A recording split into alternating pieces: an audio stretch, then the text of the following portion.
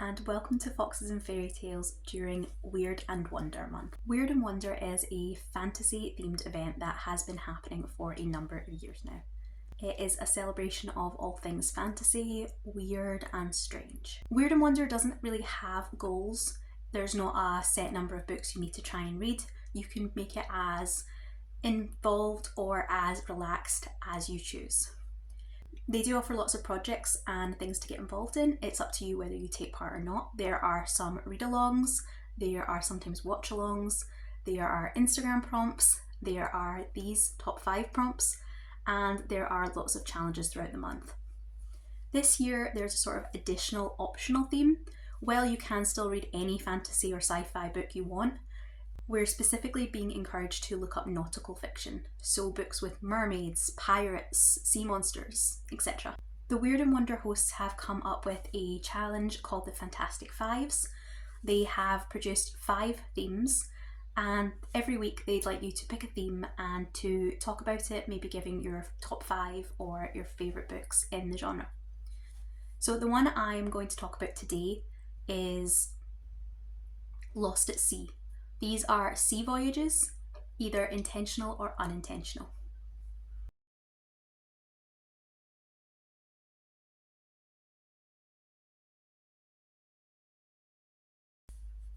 The first is Daughter of the Deep by Rick Riordan. This is a standalone fantasy novel from 2003 that is a sort of retelling or continuation of Jules Verne's 20,000 Leagues Under the Sea. So the premise is that Anna is a freshman at the Harding Pencroft Academy, which is a 5-year high school that graduates the best marine scientists, naval warriors, navigators and underwater explorers in the world. Anna's freshman year culminates with a weekend trial at sea, but everything kind of takes on a more sinister turn when on the bus ride home they witness a tragedy and the school is destroyed along with everyone else in it. It turns out that the school has been fighting a rival school for years, both racing to achieve the best in underwater marine technology. So then it's a race against time for Anna and her crew to not only protect themselves but also to try and investigate what's happened and find out if there are any survivors that they can rescue. Daughter of the Deep is a little bit older, I would say, than the kind of original Percy Jackson books, but it does still have that really accessible kind of pacey writing that Rick Riordan's well known for. It's one that I really enjoyed and I would be interested actually in at some point picking up the 20,000 Leagues Under the Sea original novel to compare and contrast.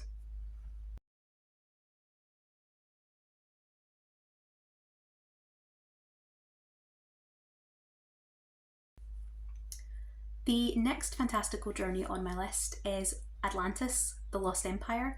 This is a Disney film from 2001, so it's really nostalgic. In my opinion, it's one of the most underrated Disney films, and it's one that everyone should watch.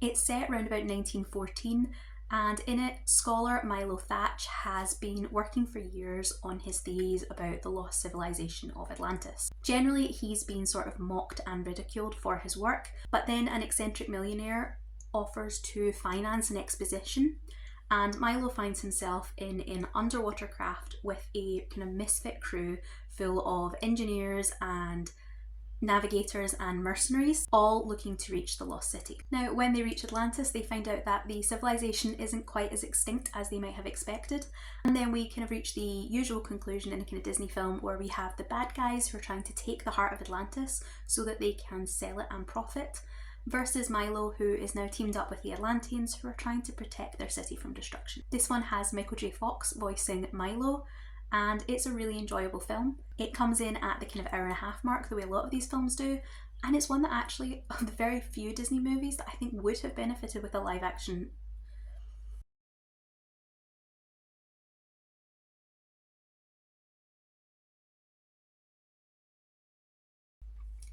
The next book on this list is the second book in the Last Binding series by Freya Marske. It is A Restless Truth. This was my favourite book in the series, but I do think the trilogy should be read in order because there is an overarching plotline that runs throughout. even if each of the individual books has a kind of plotline of its own and follows a different couple. This book follows Maud, who has agreed to pose as a lady's maid to get aboard a transatlantic cruise liner so that she can help her older brother investigate a magical conspiracy. Along the way, she meets the dangerously glamorous American heiress, Violet, and the two of them kind of begin to get to know each other and work together. When there is a murder aboard the ship, Violet, Maud, and the other allies they come across end up in this kind of like the extreme version of a locked room situation where there's a killer, they don't know who they're going to go after next, and they don't know who they can trust. As they can't call in for help, they have to embrace the kind of different magical aspects that they're able to pull from, and Maud has to kind of figure out her own strength in this kind of magical world. There are some great scenes in this book, not least being the kind of Titanic-esque vibes, but there is also a menagerie breakout where all the animals are running wild throughout the ship. As I said, it's my favourite of the trilogy, but I really recommend the entire thing.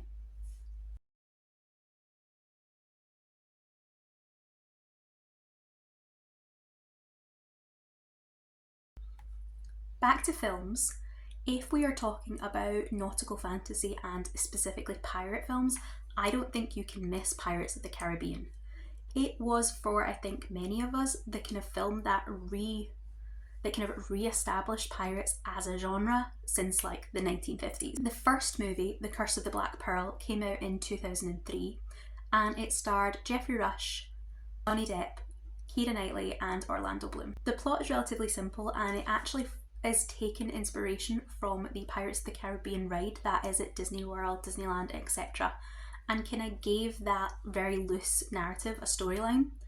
In this we have a pirate crew who are under a curse and are trying to break it, and we have our heroine Elizabeth who kind of accidentally gets herself kidnapped, and blacksmith Will, who is madly in love with Elizabeth, goes chasing off the sea after her, meeting up along the way with Captain Jack Sparrow, who I think has become like an iconic character in pop culture these days.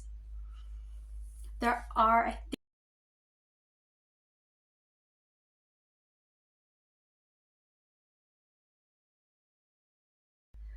and so for the last item on this list, I'm actually going to go with the most recent release, and this is The Voyage of the Damned by Frances White. This book came out in January 2024, and it was my top book of the entire year.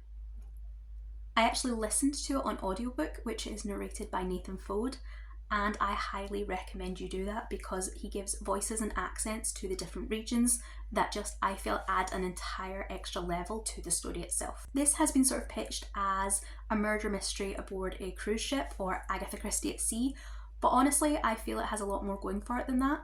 So, for 1,000 years, Concordia has maintained peace between its provinces. To mark this incredible feat, the Emperor's ship embarks upon a 12-day voyage to the sacred goddess's mountain. Aboard are the 12 heirs to the provinces of Concordia, each graced with a unique and magical ability known as a blessing. All except one. Ganymedes Pissarro, class clown, slacker, and all-round disappointment. When a beloved heir is murdered, everyone is a suspect. Stuck at sea and surrounded by powerful people and without a blessing to protect him, Ganymedes' odds of survival are slim. But as the bodies pile higher, Ganymedes must become the hero he was not born to be. Can he unmask the killer and their secret blessing before this bloody crusade reaches the shores of Concordia? Or will the Empire as he knows it fall? And yes, it is a murder mystery on a cruise ship, but I actually feel like it's got a lot more going for it than that. It has some beautiful work on kind of queer representation. It does some lovely things with kind of second chance romances, with regret. It does some beautiful things with a parent-child relationship that is kind of built around disappointment and kind of misunderstanding. It also does a lot with kind of regional politics and how these things can influence socio-economic structures. It was a 5-star for me when I read it in January. I reread it again in December and loved it every bit as much. It is one I think I will reread again in the future and I highly recommend it. So those are 5 fantastical journeys.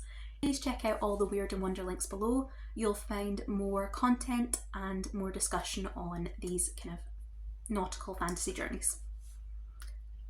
If you'd like to see more from me specifically, please subscribe and I will see you in the next video. Thank you and goodbye.